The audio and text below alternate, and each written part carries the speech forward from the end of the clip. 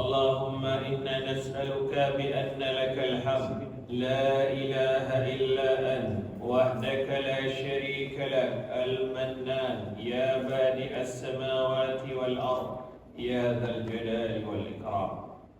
أشهد أن لا إله إلا الله وحده لا شريك له وأشهد أن محمدا عبده ورسوله. اللهم صل وسلم على نبينا محمد. Amma ba'd. Kajian kali ini terkait dengan judul Jauhilah 3 varian kesyirikan.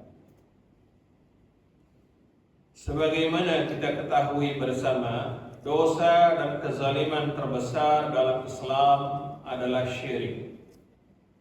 Allah Tabaraka wa Ta'ala berfirman, wa idh qala Luqman libnihi wa huwa ya'idhuhu ya bunayya la tusyrik billah inna syirka la dhulmun 'azim.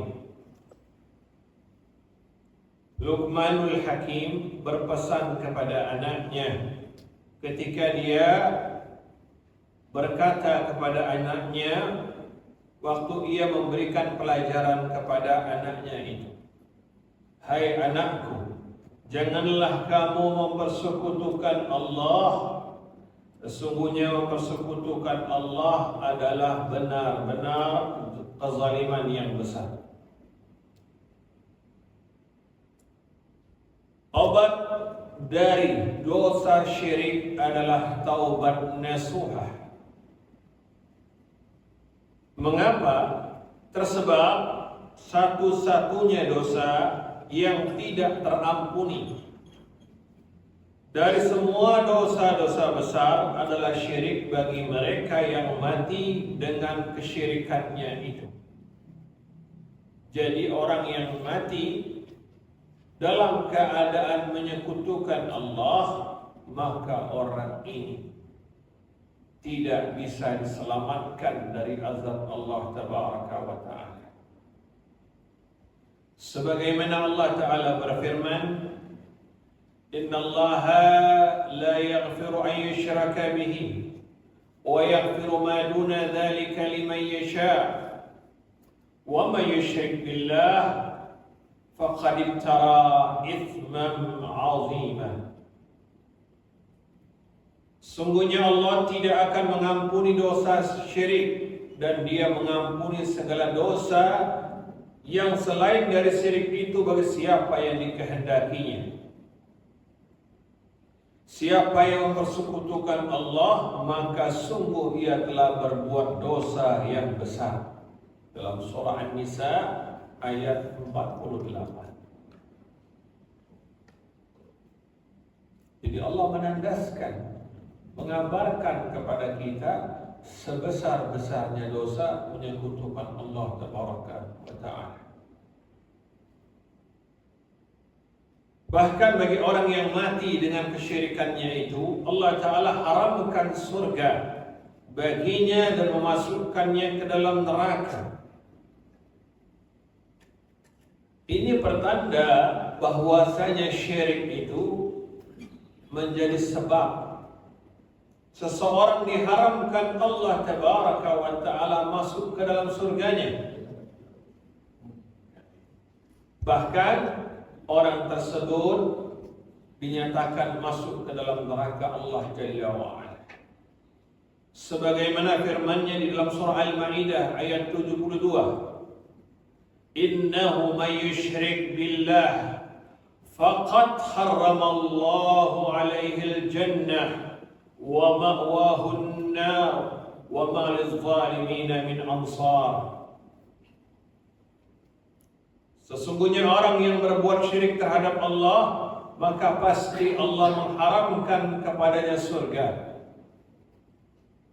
Ini adalah bentuk daripada ancaman terhadap orang yang melakukan dosa syirik. Allah haramkan, maknanya abadi. di dalam neraka. Dan tempatnya ialah neraka. Setelah Allah menyatakan mengharamkan surga, Allah memastikan baginya neraka. Tidaklah ada bagi orang-orang zalim itu seorang penolong pun. Dalam surah Al-Maidah ayat 72. Untuk itu wajib atas setiap muslim mengetahui 3 varian kesyirikan sehingga kita dapat menjauhinya dan selamat di dalam kehidupan dunia dan akhirat kita. Pertama, varian kesyirikan pertama adalah kesyirikan dalam niat. Sebagaimana Allah Ta'ala berfirman di dalam surah Al-Bayyinah ayat 5.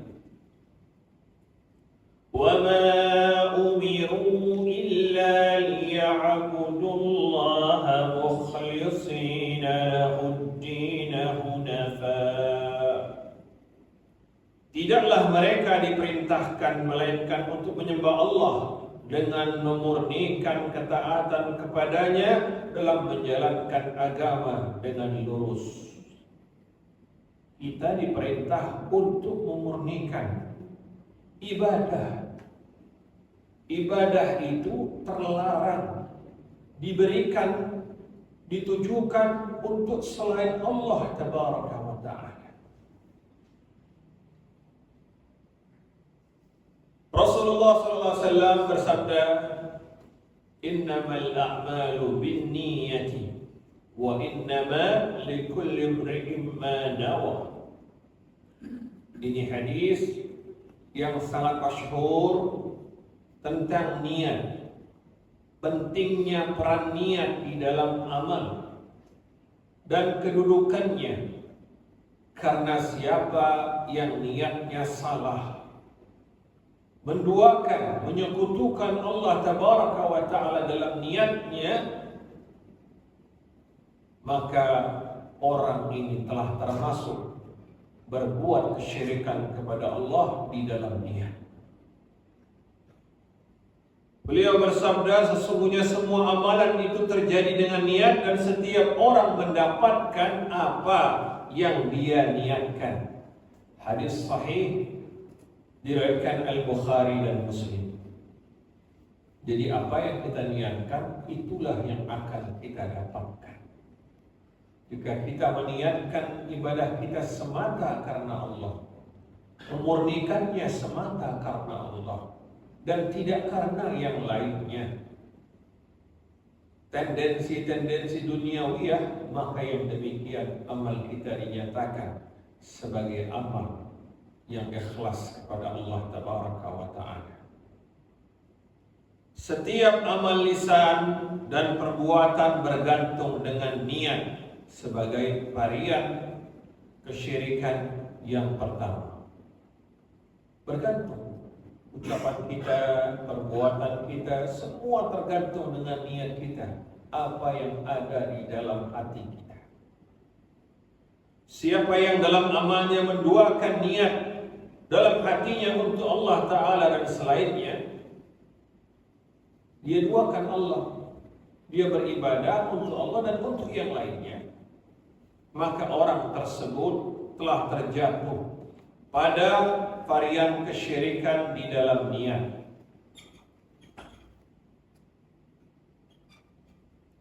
Sebagaimana orang yang dalam amalnya ingin mendapatkan pahala dari Allah Ta'ala dan juga pujian manusia.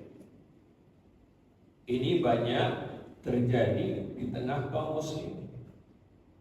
Bahkan dari zaman-zaman sebelumnya, orang-orang beribadah, mereka tidak membersihkan hatinya dari riya, dari sum'ah. Sehingga riya dan sum'ah itu menggeser keikhlasan niatnya di dalam beribadah kepada Allah Tabaraka wa Ta'ala. Seperti halnya orang yang bersedekah menginginkan agar mendapatkan pujian manusia. Kemudian orang yang berhaji menginginkan agar dirinya dapat gelar panggilan Pak Haji atau Bu Hajjah. Fenomena ini kita dapatkan di tengah kaum muslimin. Apakah kita pernah mendengar Rasulullah dan para sahabatnya setelah berhaji memberikan gelar di antara sesama mereka? Ada kita dengar Haji Abu Bakar As-Siddiq gitu, Haji Umar bin Khattab, ada nggak? Nggak ada.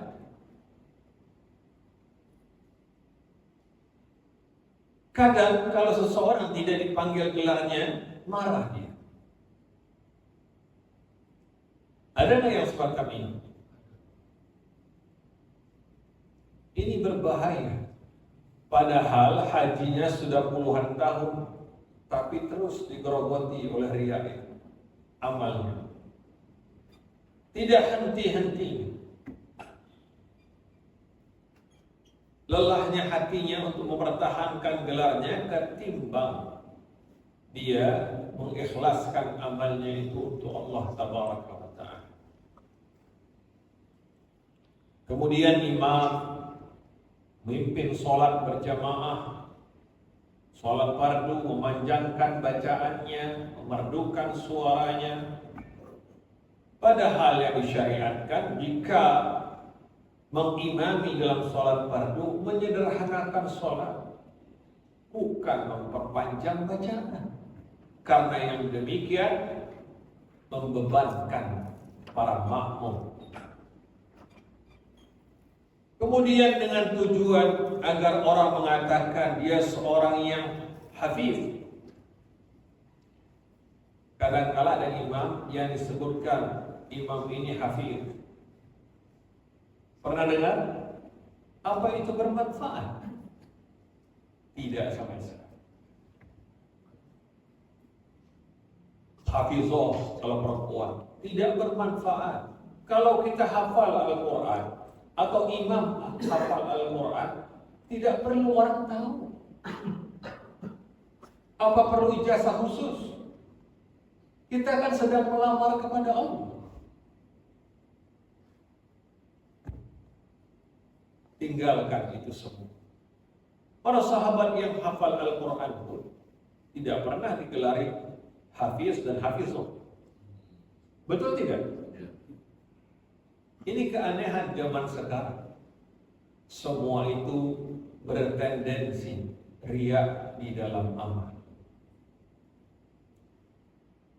Kemudian mereka telah melakukan kesyirikan, menduakan ganjaran pahala dari Allah Ta'ala dengan pujian manusia dan segala perdayaan dunia yang diharapkannya.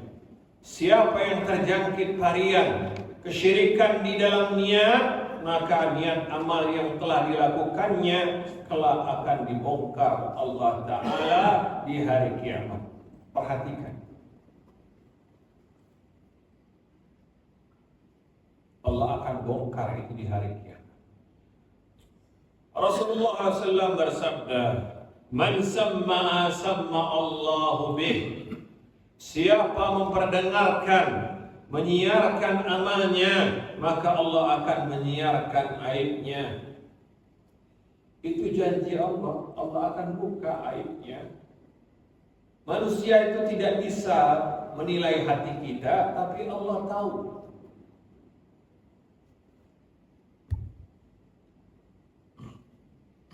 Kemudian, wa may yara'in yara'illahu bih, dan siapa beramal dengan riya, maka Allah akan membuka niatnya di hadapan orang banyak pada hari kiamat. Kalau kita berhaji dengan niat agar dipanggil Pak Haji atau Bu Hajjah, kita menghafal Al-Quran, kemudian agar dipanggil Hafiz dan Hafizah, ingat, besok Allah bongkar niat kita itu ketika di hari penimbangan amal. Mana contohnya?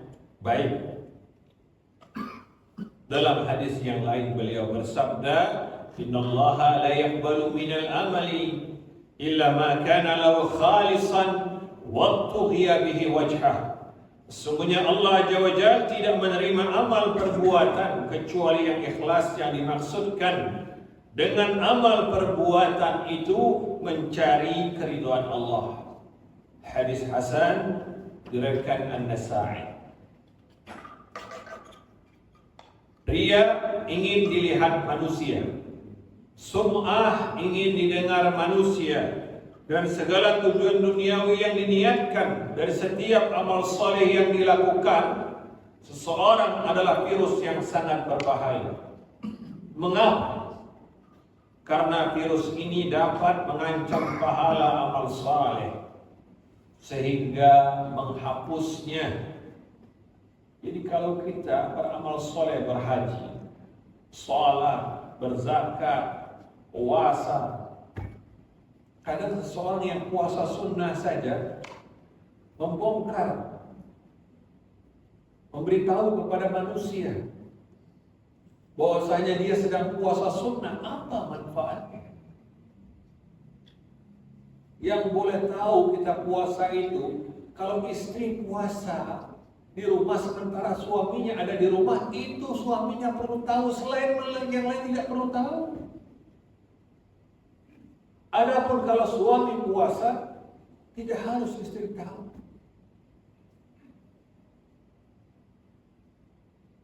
Kadang di kantor ditawari makan siang, kita mengatakan saya sedang puasa, dikabarkan orang lain, apa manfaatnya?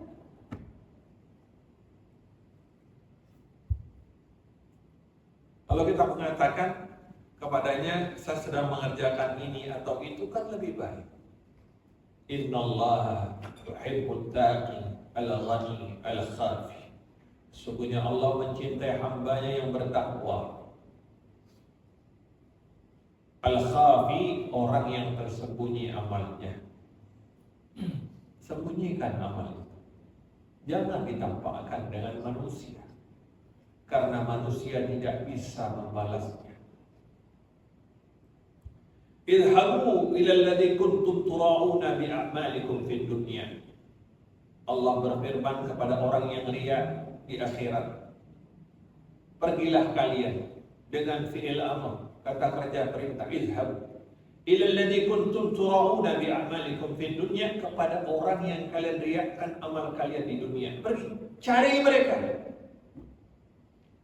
Sementara itu kita di padang mahsyar dalam keadaan telanjang, belum dihitan, tidak beralas kaki, matahari didekatkan kepada kita dengan jarak 1 mil. Bayangkan, dan setiap orang bermandikan dengan dosanya sesuai dengan keringatnya. Dosa itu menjadi keringat. Ada orang yang sekaki keringatnya sebetis, sepinggul, sedadanya, ada yang menenggelamkannya. Dalam keadaan itu kita mencari orang-orang yang kita ria, yang ingin dipanggil sebagai dermawan ketika nyumbang masjid, ketika nyumbang pesantren, yang ingin dipanggil Pak Haji dan Bu Haja. Cari yang ingin dipanggil Hafiz dan Hafizah. Cari. Nyaman gak kira-kira? Bayangkan, ini perbuatan-perbuatan orang yang jahil, orang-orang yang tidak mengerti tentang tauhid. Kalau tauhid itu adalah maknanya mengesahkan, menunggalkan Allah dalam ibadah. Definisi tauhid itu mengesahkan Allah dalam ibadah. Definisi syirik itu menduakan Allah dalam ibadah. Itu simpelnya. Haqqullah ala ibadi ayya'buduhu wa la yusyriku bihi syai'an. Hak Allah atas hambanya, Allah diibadahi tanpa disekutukan dengan sesuatu. Kemudian Allah berfirman terkait dengan orang yang ria kemudian amalnya terhapus, hajinya terhapus, sholatnya terhapus, puasa Ramadannya, iktikafnya. Iktikaf ngabari orang, buat apa? Antum iktikaf di mana? Sudah, gak perlu. Iktikaf saja. Mau iktikaf suami istri, silakan. Cukup istri kita yang tahu, anak kita yang tahu. Tangga pun tidak perlu tahu. Sembunyikan apa? Kalau ingin dicintai Allah. Amal yang tersembunyi itu lebih selamat dari riya atau amal yang ditampakkan kepada manusia? Yang mana yang lebih selamat dari riya? Yang tersembunyi lah. Kalau kita ingin sumbang masjid, buka aplikasi kita, masukkan, selesai. Tidak perlu orang tahu. Allah Ta'ala berfirman dalam surah Al-An'am ayat 88, orang yang ria terhapus amalnya. Walau asyraku lahabita anhum ma kanu ya'mal. Seandainya mereka menyekutukan Allah, niscaya lenyaplah dari mereka amalan yang telah mereka kerjakan. Alamak, sedih betul kita ya. Sudahlah letih ibadah, sudahlah letih menderma, tapi hilang. Siapa yang kuat? Kita sendiri.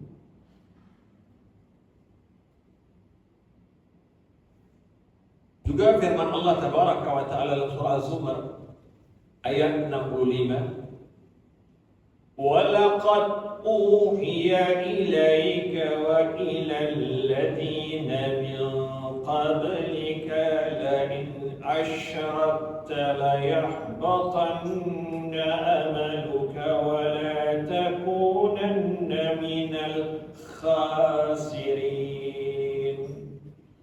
Dan sesungguhnya telah diwahyukan kepadamu dan kepada nabi-nabi sebelumnya.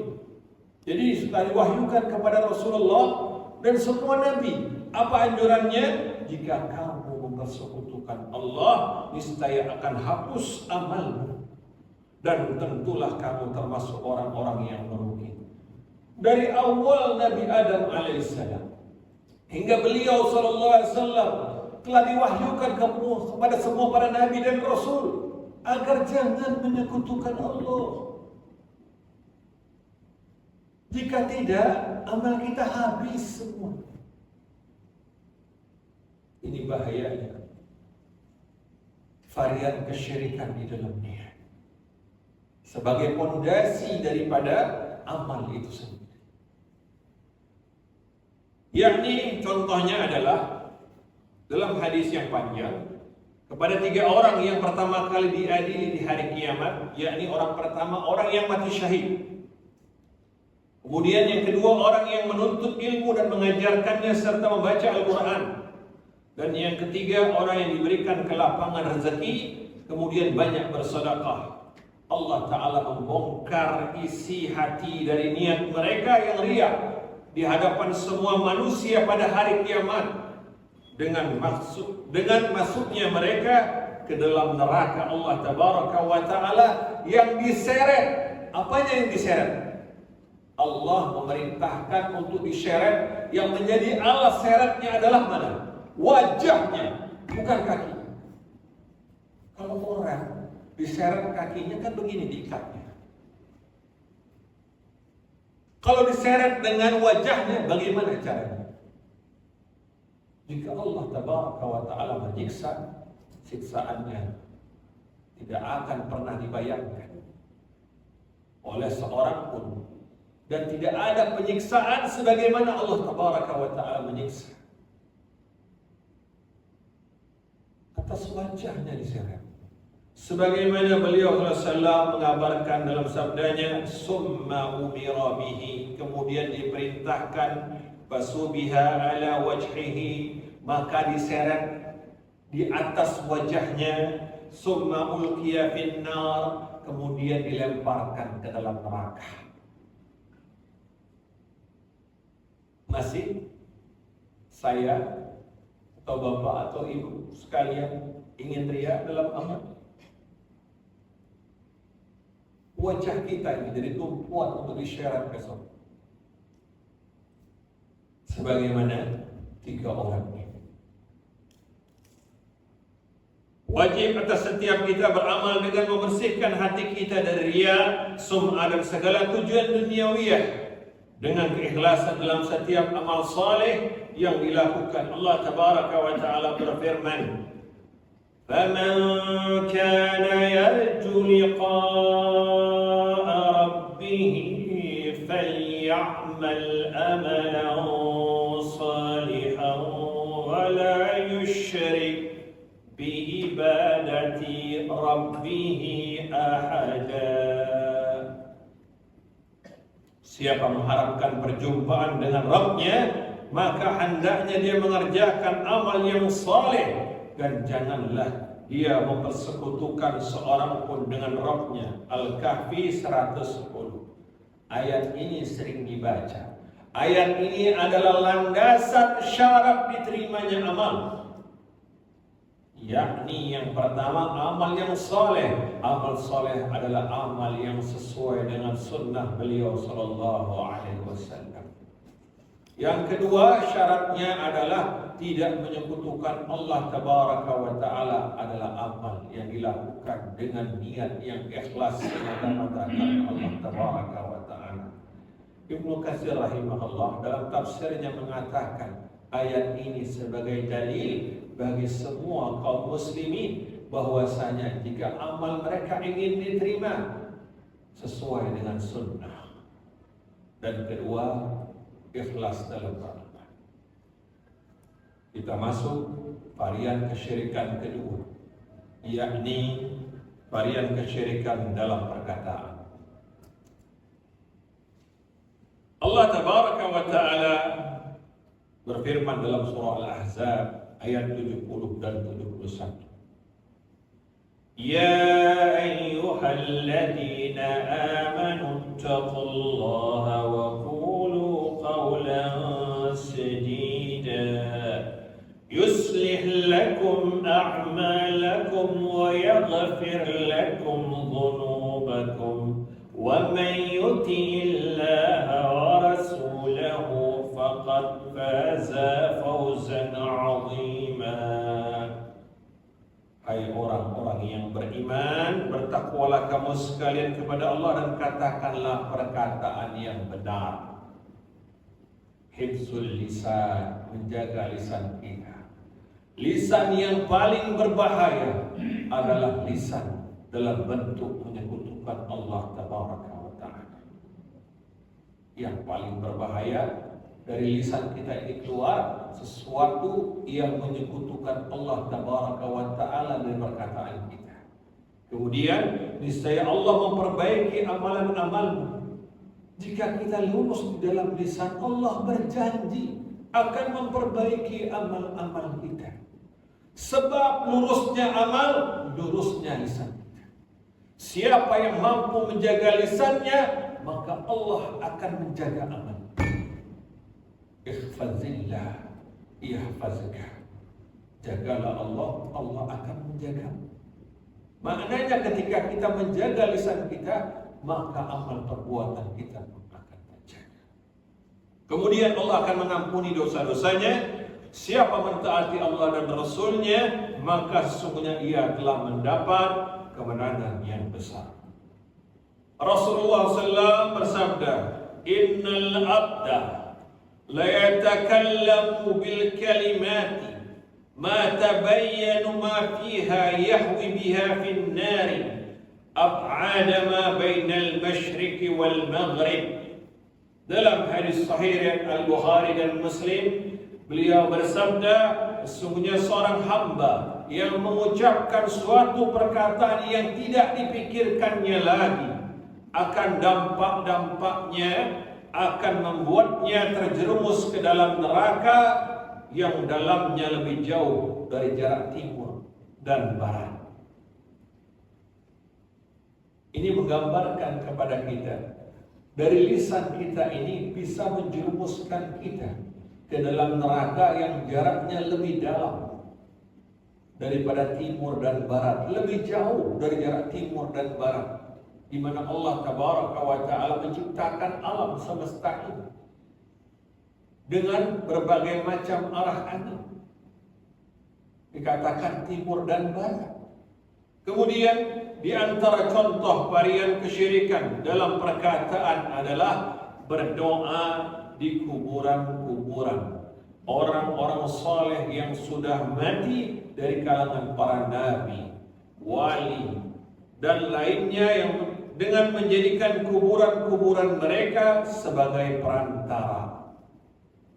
Ini banyak kaum muslimin yang sengaja, bahkan dikatakan sebagai majelis-majelis ta'lim, kemudian patungan, mengumpulkan uang, pariwisata, mengunjungi kuburan-kuburan para wali.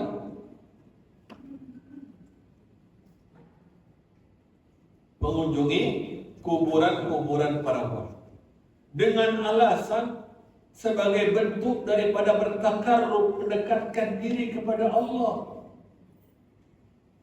Kemudian mereka berdoa di sana, meminta kepada penghuni kubur dari kalangan para nabi dan wali. Ada orang yang ke Madinah, ke masjid beliau sallallahu alaihi wasallam, kemudian mengeluhkan dan menghadap makam Nabi sallallahu alaihi wasallam dan berdoa, kemudian meminta kepada Rasulullah sallallahu alaihi wasallam dengan mengangkat tangan, "Ya Rasulullah, kabulkanlah hajat-hajatku. Ya Rasulullah, berilah aku rezeki yang luas. Ya Rasulullah, berilah aku kesembuhan." Semua perkataan ini adalah perkataan kesyirikan. Karena doa adalah ibadah, dan tidak ada yang boleh diibadahi kecuali Allah Tabaraka wa Ta'ala. Ketika ada seseorang di zaman Husain bin Ali bin Abi Thalib berdiri lama di depan makam Rasulullah SAW, maka Husain radhiyallahu anhu menegur orang ini dengan mengatakan, "Cukuplah untukmu memberi salam dan berlalulah." Jadi ini yang semestinya dilakukan, cukup memberi salam, "Assalamualaikum ya Rasulullah, Assalamualaikum ya Abi Bakr, Assalamualaikum ya Umar." Khalas, jangan meminta kepada Nabi SAW. Semasa hidup saja ada orang datang kepada beliau meminta sesuatu, beliau mengatakan, "Idza sa'alta fas'alillah." Jika minta kepada Allah. "Wa idza ista'anta fasta'in billah." Jika minta, memohon pertolongan, mohonlah kepada Allah. Pertanyaan muncul, Rasulullah berdoa atau tidak? Kepada siapa beliau berdoa? Kepada Allah. Lalu mengapa kita berdoa kepada Rasulullah SAW sebagai perantara?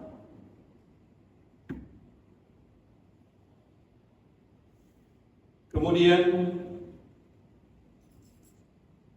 kesyirikan dalam perkataan ini seperti berdoa dengan meminta suatu hajat, isti'anah, meminta pertolongan, istighasah, meminta pertolongan di saat sulit, meminta rezeki, meminta kesembuhan, meminta jabatan dan lainnya.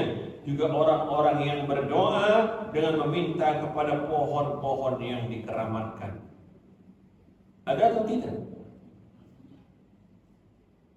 Kemudian meminta kepada Ratu Pantai Selatan, ada atau tidak? Seakan-akan paturan Ratu Pantai Selatan itu bisa mendatangkan manfaat dan menolak kemudaratan. Meminta kepada Pangeran Jayakarta, Pangeran Jayabaya, sering dengar atau tidak? Seakan Pangeran Jayabaya itu la haula wala quwwata illa billah. melebihi dari Allah Tabaraka wa Ta'ala. Kita saja nggak tahu apa agamanya Pangeran Jayabaya itu. Ada yang tahu di sini? Apa agamanya?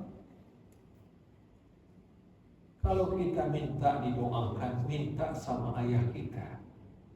Ada hadisnya yang menjelaskan doa seorang ayah pada anaknya itu tidak tertolak. Minta sama ayah kita. Ayah sudah meninggal, minta sama paman kita. Pengganti ayah itu paman kita, pengganti ibu itu bibi kita.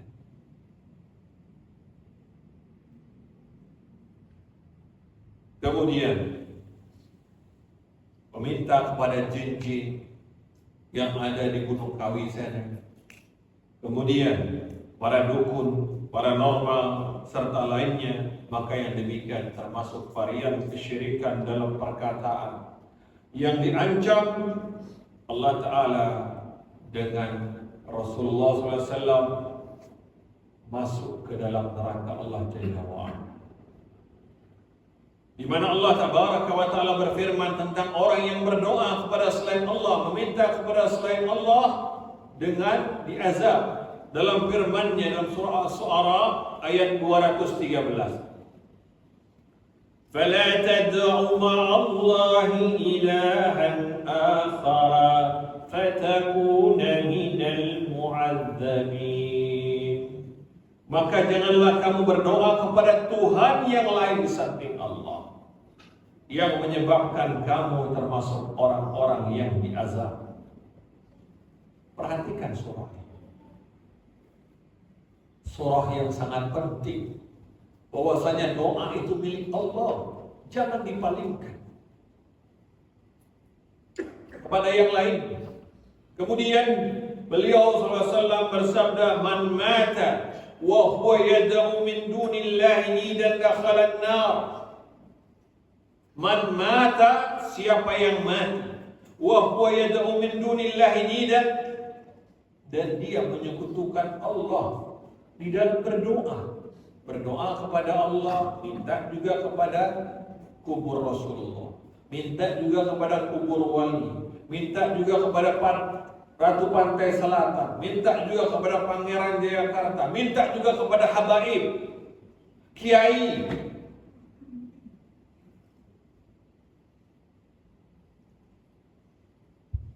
Maka yang demikian dakhalan nar, maka mereka masuk ke dalam neraka.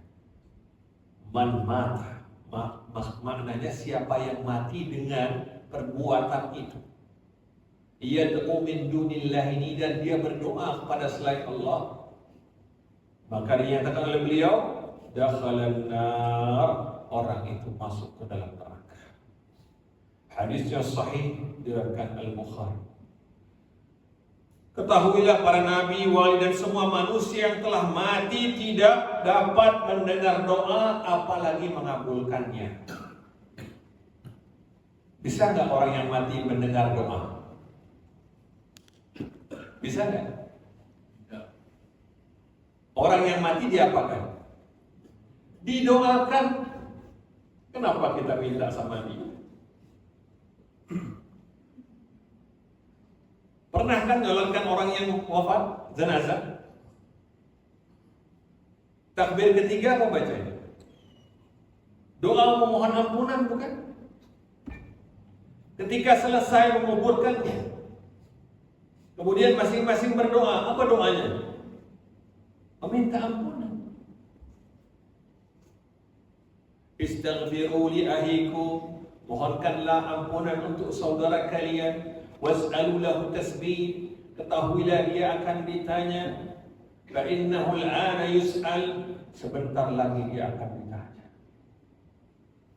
Jadi tidak boleh setelah penguburan ada tausiah.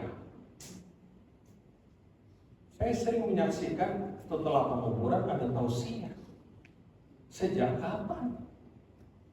Yang ada itu adalah perintah untuk meminta ampunan, agar dia teguh menjawab pertanyaan di alam kubur. Man rabbuka, man huwa bu'isa fikum. Itu pertanyaan para malaikat. Banyak atau tidak orang yang memberi tausiah setelah penguburan? Ada contohnya dari Rasulullah SAW? Tidak ada.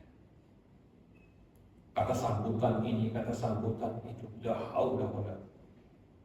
Mau sholatkan jenazah saja kata sambutan pula, kata sambutan anak.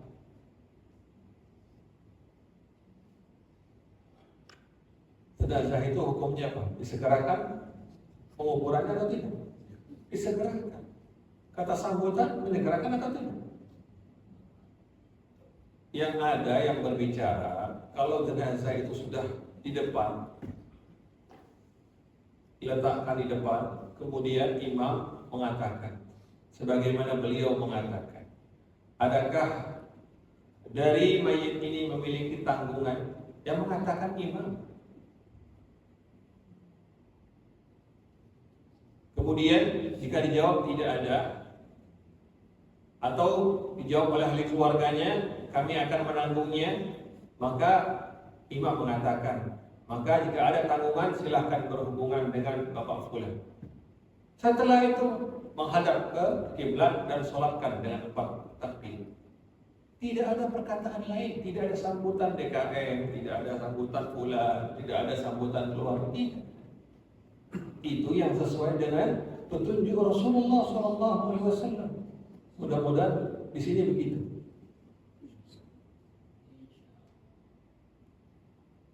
Akibatnya, kalau terlalu lama kata sambutan, orang yang banyak pada kabur pulang. Lama betul kata sambutannya, saya ada urusan. Pulang. La haula. Di kuburan sama seperti itu pula. Tidak ada kata apapun, tidak ada kata sambutan setelah penguburan, dimintakan kepada Allah doa.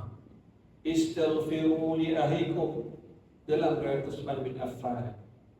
Dengan derajat hasan dikatakan bahwasanya beliau bersabda, istaghfiru li ahikum, mohonkanlah ampunan untuk saudara kalian, was'alu lahu tasbih, mohonlah teguhan untuknya. Fa innahu al-ana yus'al, sebentar lagi dia akan ditanya. Hanya itu perkataan. Tidak ada yang lain, tidak ada sambutan. Baik, jadi orang yang mati itu didoakan. Jangan kita minta doa sama dia. Jangan. Walaupun Nabi SAW ketika beliau wafat disolatkan atau tidak? Didoakan atau tidak? Kalau Nabi saja solat, jenazahnya disolatkan dan didoakan ampunan, apalagi kita? Betul tidak? Maknanya kullu bani Adam khata' wa khairul khata'ina at-tawwabu. Semua anak Adam itu tempatnya salah, tempatnya dosa. Sebaik orang yang bersalah, orang yang bertaubat. Kalau sudah mati, diistighfari, dimohonkan ampunan oleh kita semua yang masih hidup. Jadi jangan kita meminta kepada mereka. Kemudian perhatikan firman Allah dalam surah Ar-Rum ayat 52. Fa innaka la tusmi'ul mauta, maka sesungguhnya kamu tidak akan sanggup menjadikan orang-orang yang mati itu dapat mendengar. Tuh. Dalam Al-Qur'an ini, makanya kalau ke kuburan, ayah kita, ibu kita jangan bilang wahai ibu, wahai ayah, saya datang. La haula wala quwwata. Enggak bisa mendengar itu. Yang diperlukan ayah ibu kita apa? Doa. Anak soleh yang mendoakannya, anak solehah yang mendoakan.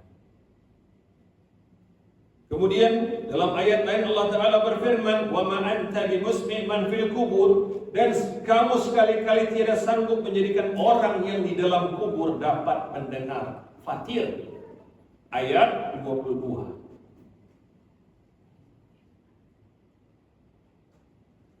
Oh, ada seorang profesor mengatakan bisa mendengar.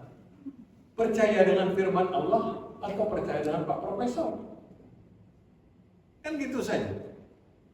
Ini Al-Quran. Ayat ini muhkamat atau mutasabihat? Ayat yang jelas atau ayat yang samar? Jelas. Semua orang baca artinya paham yang dimaksud Allah ini. Bahwasanya orang mati tidak dapat mendengar, orang di dalam kubur tidak dapat mendengar. Jelas. Semua perkataan manusia atau makhluk siapapun ditimbang dengan Al-Quran, dengan Al-Hadis. Jika menyelisihi keduanya, nggak dipakai itu. Mau profesor kumpullah semua seluruh dunia mengatakan Quran, bahwasanya orang di dalam kubur itu dapat mendengar, tertolak dengan ayat ini. Maka tidak boleh ikut ulama yang fasik, orang yang jahil dalam ilmu. Kita lihat firman Allah. Kita ini dikasih akal oleh Allah untuk berpikir. Dan sekarang medianya mudah. Siapa bisa ngecek? Walau tidak ngerti bahasa Arab. Betul tidak? Cek aja dalam Quran. Kemudian, sedangkan secara gamblang Allah Ta'ala memerintahkan para hambanya untuk berdoa secara langsung kepadanya dan berjanji akan mengabulkannya. Allah perintahkan kita doa langsung. Tidak usah pakai perantara nabi, perantara wali, perantara habib, perantara kiai, enggak usah. Minta sama Allah. Allah Tabaraka wa Ta'ala berfirman dalam surah Al-Ghafir ayat 60. Wa qala rabbukum ud'uni astajib lakum. Dan Allah berfirman kepada kita semua, mengingatkan kita semua, ud'uni dengan fi'il amar. Berdoalah kepadaku. Astajib lakum, aku akan mengabulkan doa bagimu. Kemudian,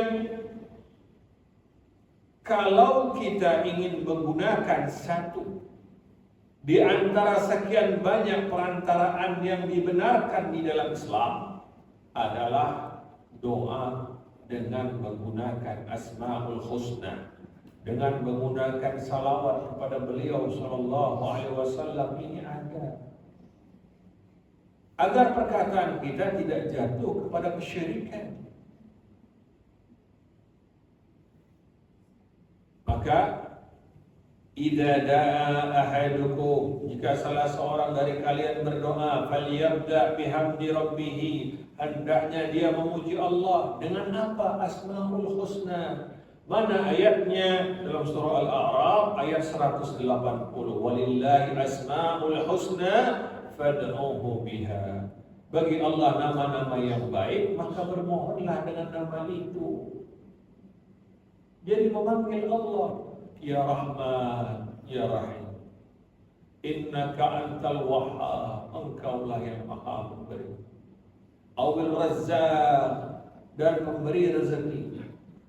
Ishfi, sembuhkanlah aku ya Allah.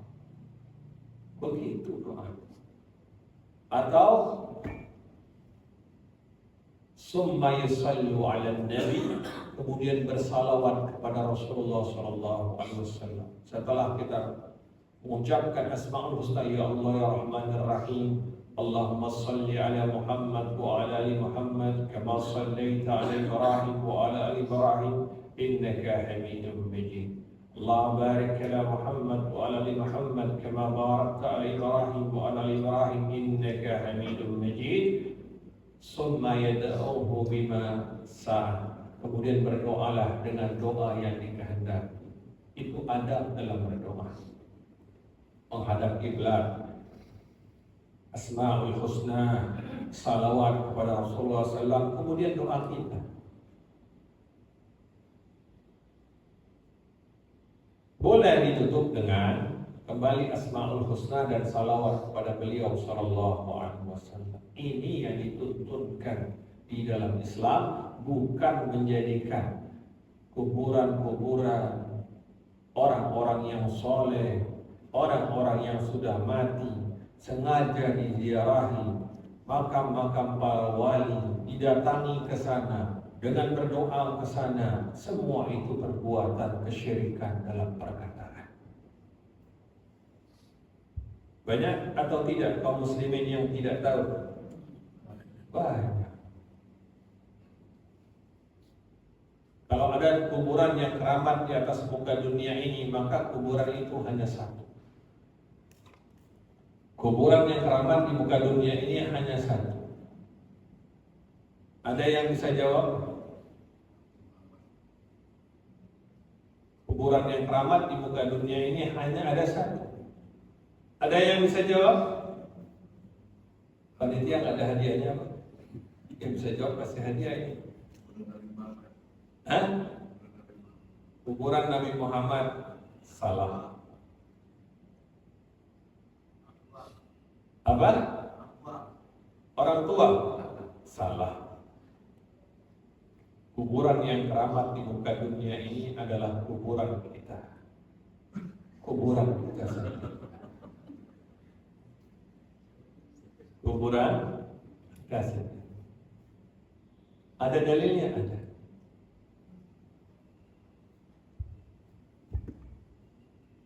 Idza mata ahadukum, jika mati salah seorang dari kita ini, yatba'ul mayyita salatah, yang mengikuti mayit itu ada 3. Ahluhu, keluarganya, ketika mengiringi jenazah kita, keluarga kita ikut. Wa maluhu, hartanya ikut, mobilnya, motornya ikut. Wa amaluhu, dan amalnya. Fayarji isnain, maka kembali yang 2. Mana yang kembali? Mana yang kembali? Yarji'u ahluhu wa maluhu, kembalilah keluarganya dan hartanya. Ada yang mobilnya dikubur juga? Ada sertifikatnya dikubur? Enggak ada kan? BPKB-nya mungkin dikubur? Enggak kan? Wa yabqa wahid, yang kekal satu. Apa yang kekal? Wa yabqa amaluhu, yang kekal amalnya. Kalau kita mati, istri kita ikut nggak? Ada nggak istri yang mau ikut? Sudah aja, ente aja dikubur, anak nggak usah. Kalau istri kita mati, mau nggak kita ikut? Kalau orang tua mati, mau nggak anaknya ikut? Yang setia dengan kita siapa? Amal kita. Mana kuburan yang keramat? Mana kuburan yang keramat? Kuburan kita. Isi itu dengan amal. Penuhi kuburan itu dengan amal. Karena dia akan datang amal itu di dalam kubur kita. Amal itu akan datang dalam bentuk manusia, diserupakan dengan diri kita. Kemudian dia akan terbuka pintu itu. Kemudian masuklah hawa segar daripada surga itu ke dalam kubur kita. Kemudian munculnya wajah yang sangat indah. Kita bertanya, man anta? Siapa engkau? Kita nggak kenal. Dia menjawab, ana amalu, aku adalah amalku. La haula wala quwwata illa billah. Itulah salat kita, itulah zakat kita, itulah puasa Ramadan kita, itulah haji dan umroh kita, itulah birrul walidain kita, bakti kita kepada ayah kita. Itulah kuburan yang keramat, kuburan kita. Bukan kuburan Nabi SAW, bukan kuburan para wali, bukan kuburan para kiai yang orang ramai-ramai menziarahi. Ziarahilah masjid dengan sholat waktu 5 waktu berjamaah. Datang Ramadan, jangan tinggalkan, kerjakan dengan sempurna. Datang kemampuan, pergilah haji, berzakatlah, keluarkan harta kita, bekali kuburan kita itu, karena itulah satu-satunya kuburan yang keramat.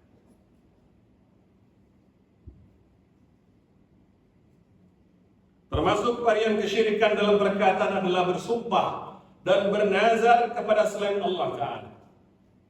bersumpah, bernazar pada selain Allah Ta'ala termasuk perkataan dalam kesyirikan. Misalnya seorang bersumpah, saya bersumpah dengan 7 keturunan saya jika berdusta. Pernah dengar sumpah semacam ini? 7 turunan, kesian betul kakek neneknya dijadikan bahan sumpah. Jika penyakitku sembuh, aku akan bersedekah dengan sebab kemuliaan wali fulan. Ini kesyirikan yang nyata. Semua perkataan ini adalah varian kesyirikan dalam perkataan, wajib ditinggalkan oleh setiap muslim sehingga terselamatkan agamanya. Rasulullah SAW bersabda, "Man khalafa bi ghairillah faqad kafara aw asyrak." Siapa yang bersumpah dengan menyebut selain nama Allah, maka sungguh dia telah kafir atau musyrik.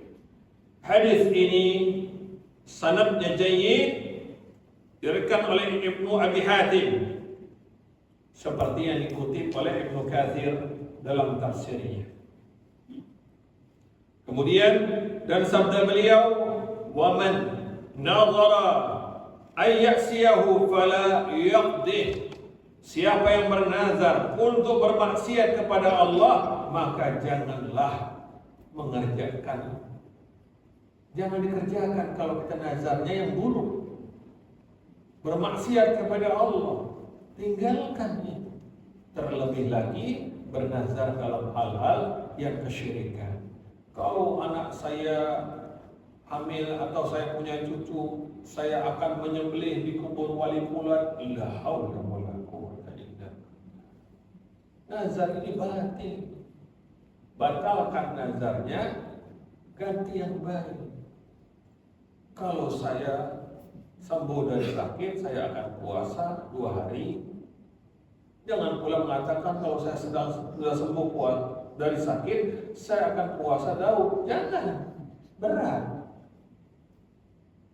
Nazar itu yang ringan, yang kita memiliki kesanggupan dalam melaksanakannya. Kemudian yang ketiga, yang terakhir, yakni varian kesyirikan dalam perbuatan. Siapa yang sengaja berziarah ke kuburan-kuburan para wali dengan mempersembahkan sembelian kepada penghuninya dengan berbagai hajat-hajat mereka, maka yang demikian termasuk perbuatan syirik besar. Hal ini menyerupai perbuatan orang-orang musyrik terdahulu yang menjadikan persembahan binatang untuk berhala. Orang musyrik terdahulu biasa mengadakan sembelihan untuk berhala mereka. Orang kita mengikuti orang musyrik, bangun jembatan ada tumbalnya, gitu kan? Ada begitu atau tidak? Bangun gedung, kemudian nomor lantai berapa nggak ada itu biasanya. Lantai berapa? Namanya at-tiyara. At-tiyaratun syirkun. Merasa sesuatu itu memiliki kesialan, itu kesyirikan. Wah, kalau ada lantai sekian, nomor sekian, ya syirik. Anak laki-laki biar pintar cari rezeki, disuruh makan ceker ayam. Kemudian orang tuanya makan ya dagingnya. Ini anaknya kurang gizi.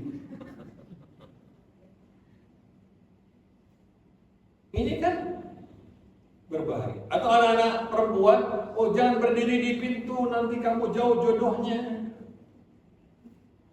Yang jelas berdiri di pintu itu menghalangi orang masuk, bukan jauh jodohnya, bukan.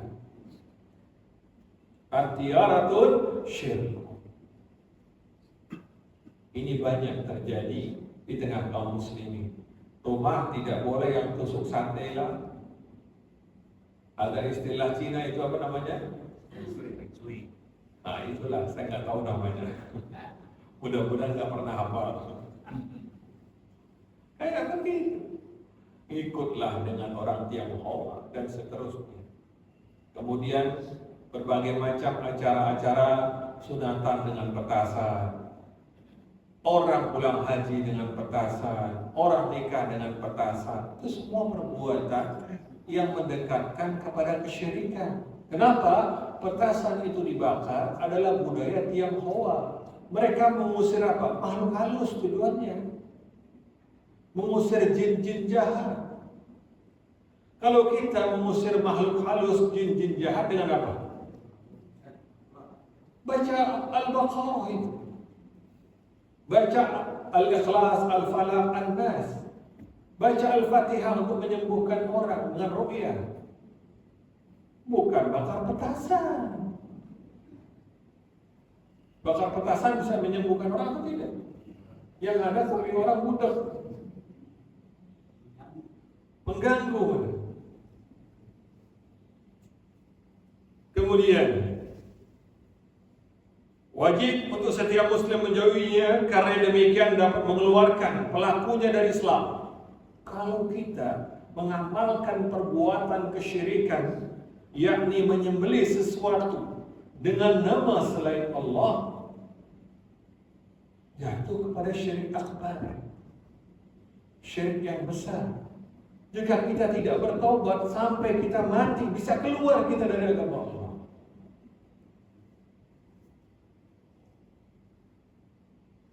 Allah Tabaraka wa Ta'ala berfirman, dan ini adalah yang kita baca dalam doa setelah takbiratul ihram dalam salat kita iftitah, yakni dalam ayat Al-An'am ayat 162, Qul inna salati wa nusuki wa mahyaya wa mamati lillahi rabbil alamin. Katakanlah, Allah perintahkan kepada kita, inna salati salat, wa nusuki sembelihanku, wa mahyaya wa mamati hidup dan matiku lillahi rabbil alamin. Tuh lihat. Dalam awal setelah takbir kita mempersaksikan diri kepada Allah Tabaraka wa Ta'ala. Semua ibadah ya Allah, semua hidup dan matiku hanya untuk Allah. Ada yang mengatakan hidup dan matiku untuk cinta kepada Allah Ta'ala. Banyak isi lagu seperti itu. Banyak nggak isi lagu semacam itu? Mau syairnya Indonesia kayak, mau syairnya lagu asing kayak. Kalau kita mengatakan kepada seseorang, kepada istri kita, saya mencintaimu lebih dari segala sesuatunya, itu kesyirikan. Kecintaan itu wajib kepada Allah Tabaraka wa Ta'ala. Dengan kecintaan kepada Allah turun kewajiban lainnya. Apa? Mencintai Rasulullah SAW.